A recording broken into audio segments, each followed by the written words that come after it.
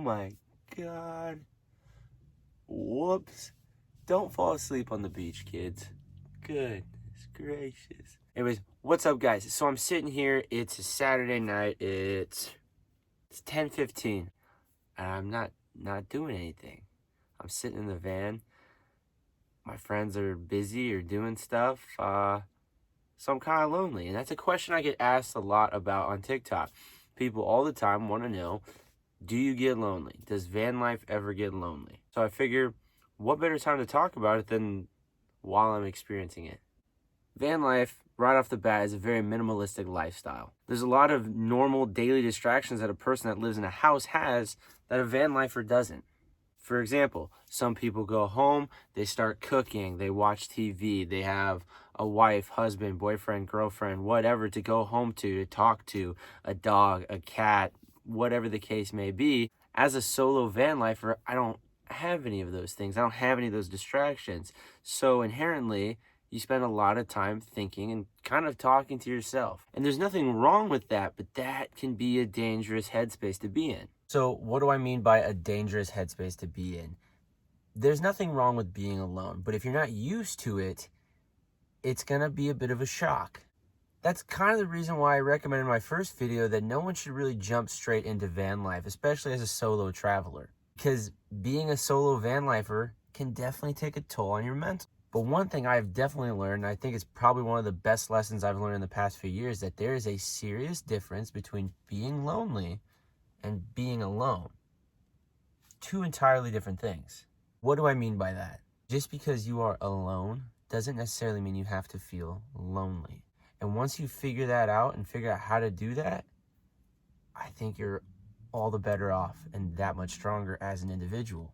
I kind of like to think of being alone as a muscle. No different than when someone goes to the gym and they work biceps, triceps, whatever, gym metaphors.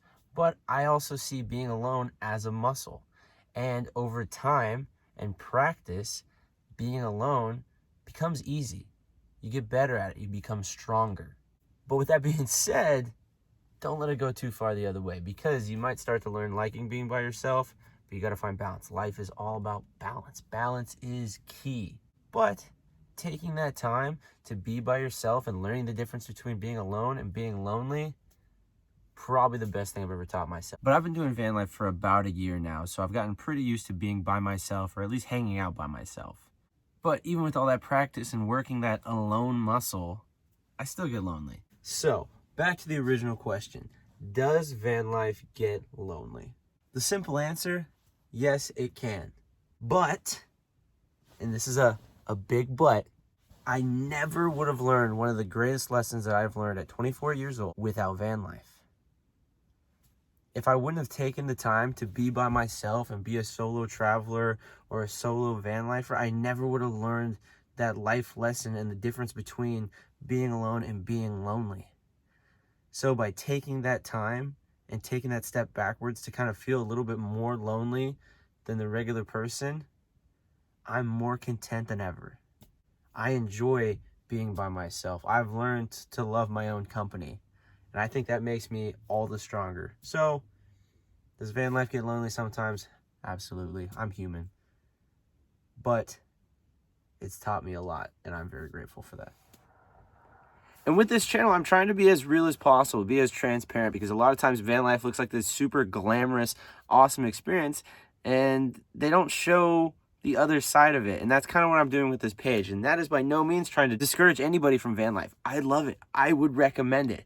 But there's certain things you should know that a lot of people don't show. And that's what I'm going to do. I hope if you're scrolling through YouTube and you're trying to figure out, is van life for me? I hope this video pops up. You give it a chance, you listen to it, and I hope it helps. I hope it helps in your process of trying to figure out if van life's for you. Or maybe you're already a van lifer and you think that you're experiencing this and you're alone in it. You're not. We all go through it. So, as always, thanks for watching.